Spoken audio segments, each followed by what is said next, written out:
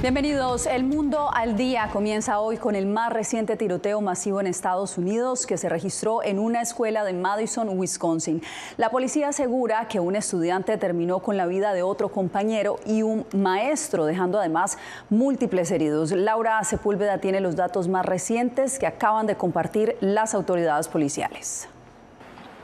Al menos 3 fallecidos y 6 heridos es el saldo del tiroteo registrado cerca de las 11 de la mañana en Abundant Life Christian School en Madison, Wisconsin.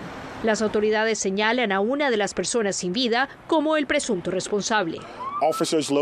Los agentes localizaron en el edificio a una persona menor de edad que creen responsable de las muertes.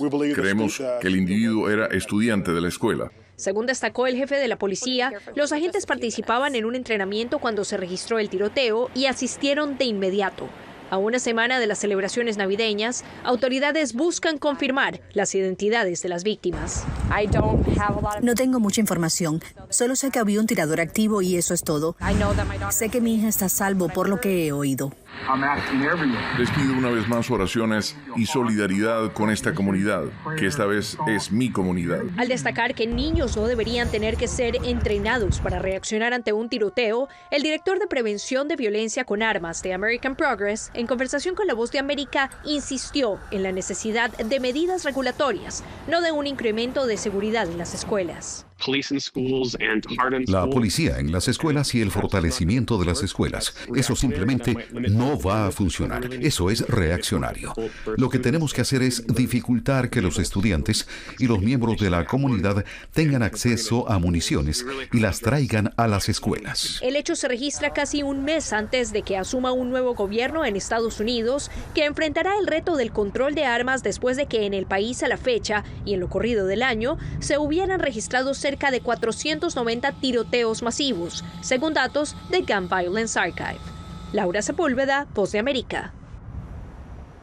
En su primera conferencia de prensa desde las elecciones de noviembre, el presidente electo Donald Trump anunció hoy su intención de retomar la construcción del muro fronterizo. También envió una advertencia a Venezuela por las actividades del grupo criminal Tren de Aragua. Jacopo Luzzi, el mandatario, dio una extensa conferencia de prensa donde habló de diferentes temas. ¿Cuáles fueron los puntos clave? Bueno, Yasmín, durante más de una hora Trump habló de imponer tarifas para mejorar la economía y de política internacional. Sobre la cuestión del muro fronterizo, el republicano dijo estar decidido en continuar su construcción y se quejó que la administración de Joe Biden está vendiendo algunas partes. Un muro que podría costar mucho, pero que según Trump es crucial para la seguridad en la frontera sur. En su primera rueda de prensa desde que ganó las elecciones, el presidente electo Donald Trump prometió volver a construir el muro fronterizo con México y pidió a la administración Biden que deje de vender las partes compradas pero no utilizadas durante su primera administración. Vamos a gastar cientos de millones de dólares más en construir el mismo muro que ya tenemos. Es casi un acto criminal. El republicano amenazó con adoptar acciones legales para detener esta venta de trozos no utilizados del muro fronterizo. El año pasado fue el Congreso a exigir a la administración Biden el desecho de las partes no utilizadas. Al mismo tiempo, Trump mencionó a los miembros del grupo criminal venezolano Tren de Aragua, que opera incluso en Estados Unidos, enviando un mensaje claro al gobierno venezolano. Los repatriarán a todos, y si no lo hacen, se enfrentarán a duras consecuencias económicas. Vale, los repatriarán a todos. Venezuela y otros países no se comportaron muy bien con nosotros durante mi administración, y en 24 horas se comportarán muy bien. La rueda de prensa de Trump fue organizada para anunciar la inversión de $100,000 millones en Estados Unidos por parte de SoftBank, una empresa de tecnología japonesa. Trump criticó que la administración Biden siga comprando petróleo a Venezuela, país con el que no hay buenas relaciones. Trump aseguró que Estados Unidos tiene 50 veces más petróleo que el país caribeño y que es una locura seguir comprando. Gracias, Jacopo. Y cambiamos de información y pasamos a México, donde el comisionado del Instituto Nacional de Migración, Francisco Garduño, en su último día en el cargo, arremetió contra organizaciones defensoras de derechos humanos y de migrantes. Miguel Ángel Boiso nos reporta. Y ellos dijeron, no, sigan. En su último día como comisionado del Instituto Nacional de Migración, Francisco Garduño acusó a organizaciones no gubernamentales que han criticado su gestión. No conocen la migración. Fundamentalmente son organizaciones de derechos humanos, organizaciones de migración, pues que han vivido de eso. Asimismo se refirió al padre Alejandro Solalinde, quien se ha dedicado a defender los derechos de los migrantes. El propio padre Solalinde es el pollero de Dios. Nada más con eso. Imagínense por qué, porque promueven las caravanas, lamentan el trato que se les da, pero no hacen nada por tratar de resolver su problema. Ante estas acusaciones, el padre Alejandro Solalinde expresó sorpresa. Porque él siempre ha conocido mi trabajo. Sabe que yo nunca he lucrado con los migrantes, ni lucraría nunca. Son las personas que amo y jamás los reduciría a un costo, a un dinero. Y me sorprendió mucho, pero entiendo que él esté muy dolido. Para los migrantes que han estado en el albergue Hermanos en el Camino, el trabajo que realiza el sacerdote es de suma importancia para continuar su travesía. Ha tendido la mano a miles de migrantes, no solo a una persona, sino que miles pasan por acá, ¿verdad? Y pues los alimentos, pues ha dado una comida, ¿no? Para mí ha sido una labor impecable. Desde el tiempo que yo tengo acá, pues todo el servicio ha sido excelente. Nos ha ayudado a mi familia, tengo 3 niñas, mi señora y un tío. Las críticas de Francisco Garduño contrastan con los testimonios de migrantes que valoran el apoyo del padre Solalinde. Miguel Ángel Boiso, Voz de América, México. Ahora vamos en directo al Departamento de Estado porque el gobierno estadounidense confirmó haber establecido comunicación directa con HTS, el grupo rebelde que ahora gobierna Siria. Celia Mendoza, ¿qué información ha dado la administración sobre este primer contacto? Así es, la administración del presidente Joe Biden confirmó que por lo menos en 2 ocasiones durante la semana pasada se contactaron con el grupo HTS y esto específicamente para tratar de buscar información y ayuda por parte de ellos para localizar al periodista estadounidense Austin Tice, pero también para entregar información acerca de los principios fundamentales que los Estados Unidos quieren ver en el territorio y cómo eventualmente podrían llegar a acuerdos que lleven al reconocimiento de Estados Unidos a este nuevo gobierno en Siria.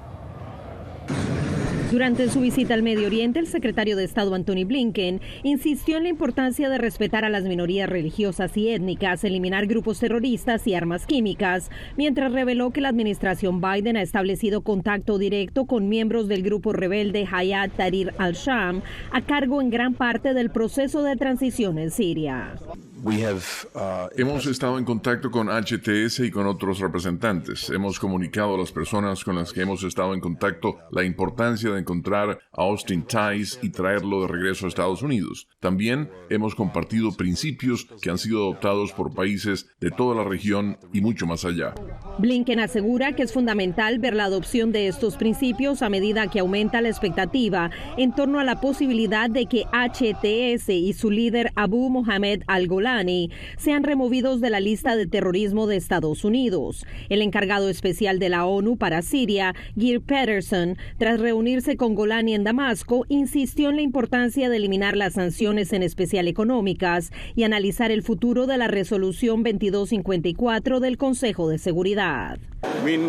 Necesitamos ver que esto se solucione rápidamente. Es de esperar que veamos un rápido fin de las sanciones para que podamos ver realmente una movilización en torno a la construcción de Siria nuevamente. Estados Unidos aún no ha indicado estar dispuesto a eliminar sanciones económicas a Siria. Nuestras sanciones nunca pretenden ser permanentes. Siempre imponemos sanciones para intentar hacer cambios de comportamiento y si vemos cambios de comportamiento, por supuesto, estamos abiertos a levantar nuestras sanciones. Y mientras el pueblo sirio continúa celebrando la caída de Bashar al-Assad, en un comunicado publicado en redes sociales, él indicó que su salida del país no fue planeada ni ocurrió en las últimas horas de la pelea, que no era su intención renunciar o buscar refugio. Assad tiene una orden de captura de la Corte Penal Internacional. Para el enviado especial de las Naciones Unidas a Siria es fundamental que se busque la manera de dar rendición de cuentas y que las personas responsables de cometer crímenes contra el pueblo sirio puedan ir frente a una justicia creíble, pero también alertó de la importancia de que no haya una búsqueda de venganza. Celia, y precisamente el grupo rebelde que ahora lidera a Siria busca extender en el resto del país el modelo con el que gobernó por años la provincia de Idlib. Pero ¿cómo será ese futuro para una nación que ya está dividida por la guerra? Joan Cabasés Vega recogió testimonios de civiles en Idlib y voces críticas que se levantan desde otras regiones. El nuevo gobierno interino en Siria está liderado por el grupo fundamentalista Hayat Tahrir al-Shams. La política que los nuevos líderes de Damasco tengan pensado llevar a cabo es todavía un misterio, pero existe un precedente en el que fijarse. HTS gobierna desde hace años en Idlib, un territorio en el noroeste del país. La zona era hasta ahora un enclave rebelde al ejecutivo de Bashar al-Assad. Ahora supone una posible mirada al futuro hacia lo que le espera a Siria. El territorio de Idlib ha estado aislado de Damasco y de la zona controlada por el gobierno sirio durante años de guerra civil. Aquí, grupos opositores a Bashar al-Assad establecieron en 2017 lo que apodaron el Gobierno de la Salvación. Los mismos impulsores son quienes ahora lideran el nuevo gobierno interino post-al-Assad. Abdelrahman lamenta la fractura que durante años le ha separado de seres queridos que residían en la zona controlada por al-Assad. Nosotros sabemos cómo la población que vivía bajo el régimen de al-Assad vivía una vida miserable. Han ido a la cárcel, han sufrido injusticia, sin libertad de expresión. Voces críticas hacia Hayat Tahrir al-Shams alegan que la captura de Damasco por parte de los islamistas puede deteriorar la libertad de las mujeres. Este vecino asegura que bajo el gobierno de la salvación de Idlib, las mujeres han tenido y tienen los mismos derechos que los hombres y que llevar el hijab depende de su propia decisión.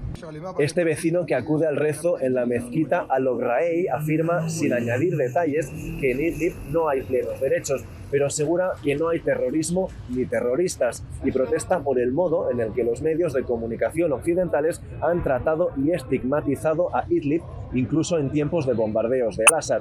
Aquí vivimos con armenios, cristianos, alawitas, pero el régimen de al-Assad nos intentaba dividir. Nosotros no vamos preguntándonos la creencia entre nosotros. Hamza Kida, civil con experiencia en el Ministerio de Sanidad, en el gobierno de salvación del enclave, confía en que sus compañeros puedan aplicar sobre toda Siria lo aprendido en Idlib. Como civil, yo espero que este proyecto del gobierno de salvación pueda extenderse a toda Siria. Además, esto genera trabajo cualificado.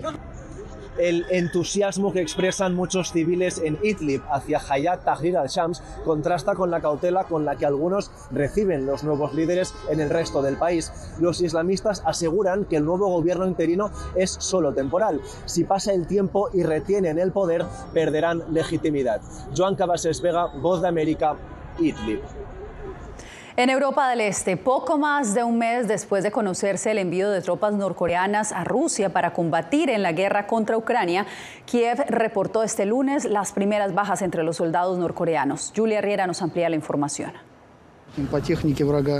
Mientras continúa la guerra en el este de Europa, la inteligencia militar ucraniana señaló que unos 30 soldados norcoreanos resultaron muertos o heridos en combates contra el ejército de Ucrania.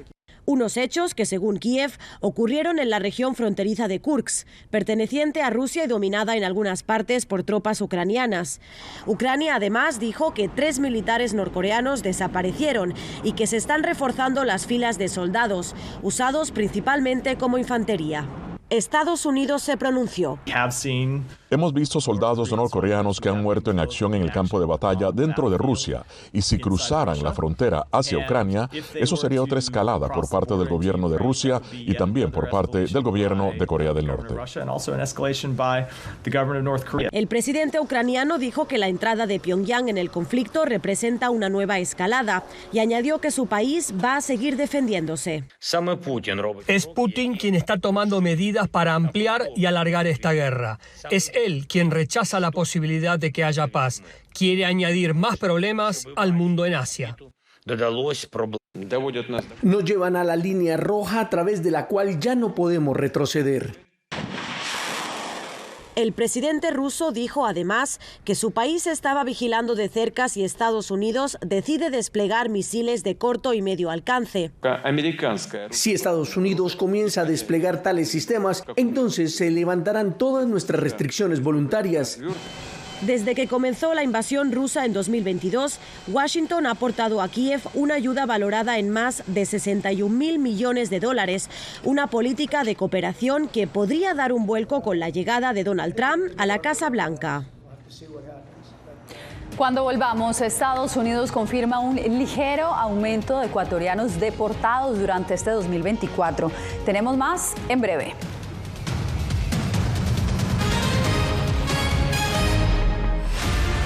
Siento miedo de ejercer periodismo. Periodismo.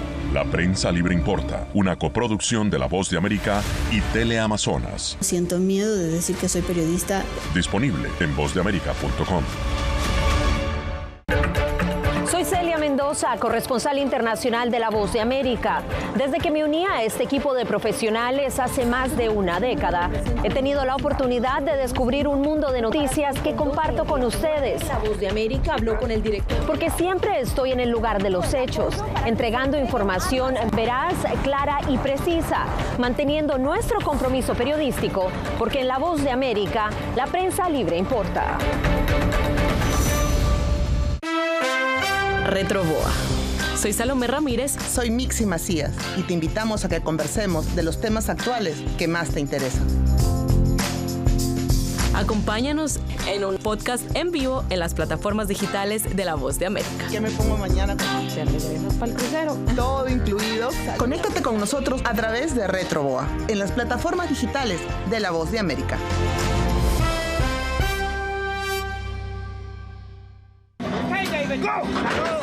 La Voz de América presenta testimonios de tolerancia directamente desde el corazón de una de las regiones más conservadoras de Estados Unidos. Historias de personas determinadas a derribar estereotipos, viviendo de manera auténtica en el hogar de los valientes. Encontraron su libertad. Disponible en todas las plataformas de La Voz de América.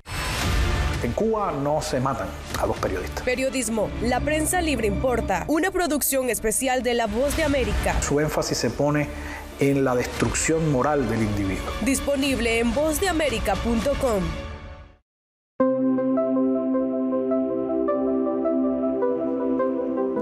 Estados Unidos se mantiene como el principal destino para los migrantes ecuatorianos. Según un estudio de la Organización Internacional para las Migraciones, más de 1,2 millones de ecuatorianos planean emigrar en busca de nuevas oportunidades. Néstor Aguilera tiene la información.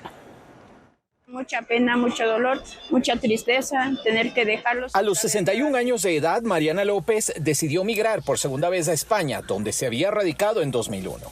Tras regresar a Ecuador en 2013, afirma que la situación hoy está mal. No estamos bien, no estamos seguros aquí con tanta delincuencia y aparte de eso, por la edad que uno se tiene, tampoco le dan ya trabajo. Entonces nos toca emigrar. Una encuesta realizada entre marzo y abril de este año por la Organización Internacional para las Migraciones, OIM, reveló que al menos 1.200.000 ecuatorianos tienen la intención de migrar al extranjero. Nuevamente, como efecto de la crisis estructural, muchos ecuatorianos empiezan a salir y también extranjeros. Estados Unidos figura como el primer país de destino intencionado, según la OIM. Eso lo corroboran cifras de la Oficina de Aduanas y Protección Fronteriza, CBP, de ese país. En el año fiscal 2024 fueron aprehendidos, inadmitidos y expulsados 124.023 ecuatorianos, un 5,5% más que en 2023. Para el investigador Jax Ramírez, hay algunas causas de la migración. Ahorita ha estado muy en boga el tema de la seguridad, la violencia, pero no hay que olvidarse que el Ecuador viene atravesando una crisis económica muy fuerte. Pese a esa aseveración, la Cancillería aseveró el pasado 11 de diciembre que durante 2024 las cifras migratorias reflejan una disminución significativa de ecuatorianos en tránsito en las principales rutas utilizadas para intentar llegar a los Estados Unidos de manera irregular. Néstor Aguilera, Voz de América, Quito.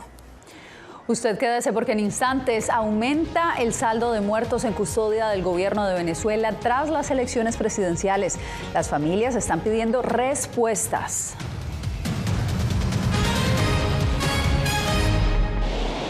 Algo he aprendido estos últimos años y es el darme cuenta de que nosotros podemos planear todo, pero que la vida tiene cosas para vos que no te imaginas. Me duele porque estoy aquí por ese país que hoy me quitaron. Yo siempre he dicho que la libertad está en la mente. Y el hecho de que tu cuerpo esté en un lugar no significa que no sos libre. Siempre me sentí libre, incluso estando presa me sentí más libre, porque pude darme cuenta que si estaba ahí es porque realmente he elegido qué hacer con mi vida. Soy Claudia Saldaña, corresponsal de La Voz de América en El Salvador. Ejercer el periodismo es un desafío que crece constantemente frente a la complejidad del escenario político de mi país. Presentar todas las voces, todos los ángulos y el contexto nos permite ofrecer a ustedes, nuestras audiencias, un panorama más completo de nuestra realidad. La imparcialidad está en el ADN de la VOA y me siento orgullosa de ser parte de este gran equipo de profesionales que demostramos cada día por qué la prensa libre importa. Llenó de orgullo a su nación conquistando títulos alrededor del mundo.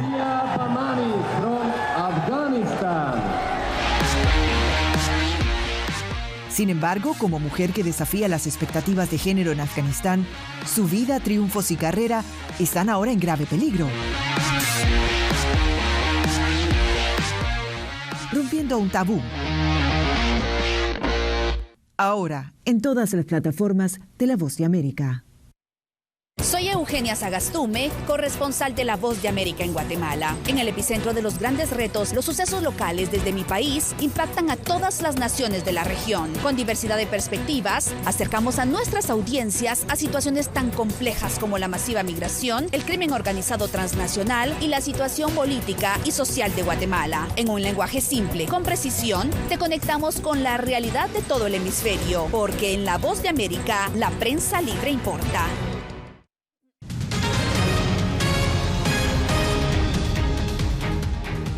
En Venezuela, 3 personas detenidas luego de las elecciones presidenciales del 28 de julio han muerto en custodia de las autoridades. Adriana Núñez Rabascal nos informa que las autoridades ahora ruegan que les devuelvan los cuerpos.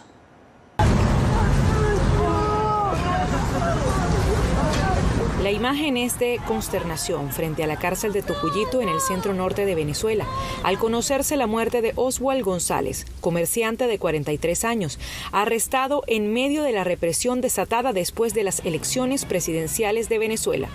Hace 5 días, su familia había alertado que sufría dolores abdominales y clamaba por asistencia médica. Oswald Alexander González entró en el centro penitenciario pesando 110 kilos, hoy en día pesa 70 kilos. El fin de semana se reportó la muerte de Jesús Álvarez, acusado de terrorismo e instigación al odio. No sé cuáles fueron las causas de su muerte porque no me dan razón, no me dan causa. A mediados de noviembre, otro opositor en custodia falleció por complicaciones asociadas a la diabetes, con lo que suman 3 muertos en un mes. Las autoridades venezolanas no se han referido a estos casos. El fiscal general del país informó que han sido excarceladas 533 del total de 2.000 personas que asegura haber detenido después de las elecciones presidenciales. Mientras tanto, los opositores que se refugian en la Embajada de Argentina en Caracas urgieron a la comunidad internacional presionar por salvoconductos que les permitan salir del país, pues denuncian que suman 3 semanas sin suministro de agua y de electricidad. Ahora esto ha escalado con la presencia de estos francotiradores. Hace un par de semanas el ministro del Interior dijo desconocer el acoso denunciado por la oposición. Ya la embajada argentina está ahí, ellos verán que paguen la luz, pues.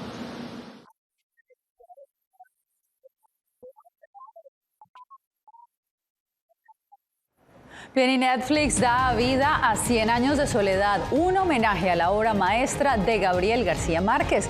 La historia en breve.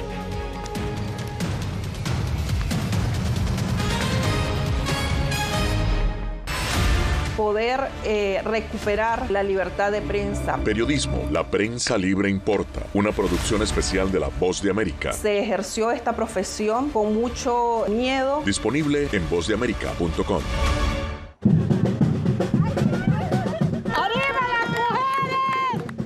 Nos dicen, ustedes son unas mujeres chingonas, tirándose en el campo y además descalzas. Tenemos 5 dedos y los hombres también tienen 5 dedos. Si los hombres pueden, ¿por qué nosotros no podemos?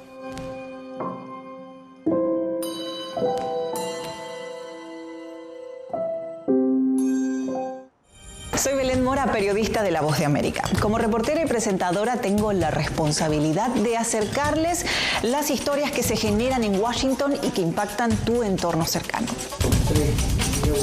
Desde perspectivas diversas en un ambiente informativo en constante evolución que pone a prueba y nos hace poner en la balanza nuestros valores profesionales, te presentamos información veraz. Porque en La Voz de América, la prensa libre importa. Hace un año fueron despojadas de todo en su tierra, pero lejos de silenciar su talento, desde su exilio obligado sus notas musicales ahora se escuchan en todo el mundo. La Voz de América presenta Sinfonía de Coraje. La odisea para huir de la persecución talibán en Afganistán de las dos últimas integrantes del Instituto Nacional de Música que permanecían en ese país. En todas las plataformas de La Voz de América.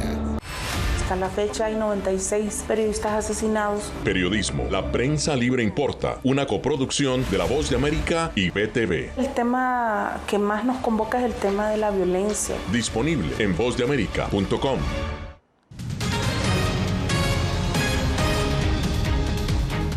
Está causando furor la adaptación que Netflix hizo de 100 años de soledad, la novela de Gabriel García Márquez. Pero ¿cómo lograron capturar la magia de su compleja narrativa? Verónica Villafañe habló con el director y los actores sobre los desafíos de llevar esta obra maestra a la pantalla. Vamos a construir ese lugar soñado. La primera adaptación audiovisual de 100 años de soledad es una de las producciones más ambiciosas realizadas en América Latina. Netflix colaboró estrechamente con los hijos de Gabriel García Márquez para honrar su visión de la historia de la familia Buendía y el mítico Macondo. Que le demos el formato de 10, 14, 16 horas adecuadas a poder adaptar una obra tan compleja. Y también, obviamente, que sea filmada en Colombia, en español y con actores colombianos. Alex García López dirigió 5 episodios que exploran personajes atormentados por la locura, amores imposibles, guerra y supersticiones. Susana Morales, Marco González y Viña Machado forman parte del elenco. ¿Cómo fue esa conexión y qué aspecto de cada uno de los personajes les resonó más? Yo descubrí todo lo mística que puedo llegar a ser a través de Pilar Ternera. Si eres un hombre. Me lo regaló un montón, más allá de esa maternidad que la circunda, es como que conectamos mucho. Para Marco González, que interpreta a José Arcadio, resonó su terquedad y pasión. Yo me tiro por un barranco y voy hasta el final a buscar lo que mi corazón me dicta. Y como hay un tesoro que José Arcadio me compartió. Úrsula me regaló aprender que la vulnerabilidad se puede ver de muchas formas diferentes. Pero en ella hay una vulnerabilidad muy sutil. Que encierran una coraza de ser muy fuerte. No importa dónde vaya. La serie se dividió en 2 partes de 8 episodios cada una, permitiendo hacer justicia a la novela y darle tiempo a la producción. Estoy enamorado. La primera entrega tomó 9 meses de filmación y 1 año de postproducción antes de su estreno. El gran reto, como hubo muchos, fue también cómo terminar esta primera parte, de alguna forma darle un cierre, darle un final a determinados personajes, pero también crear un puente a lo que se viene. El equipo creativo ya trabaja en la segunda temporada y con un poco de la magia de Macondo regresará a las pantallas en el 2025. Verónica Villafañe, Voz de América, Los Ángeles. Este domingo miles de Santa Claus se apoderaron de las calles de Ciudad de México, no para repartir regalos, sino para correr. Así como lo escuchan, más de 3,000 participantes entre adultos, niños y hasta perritos disfrazados participaron en la Santa Run, que se convirtió en un verdadero paraíso invernal. Eso sí, con un toque de calor mexicano. Con estas imágenes nos despedimos por hoy. Les informó Yasmín López. Gracias por acompañarnos en El Mundo al Día.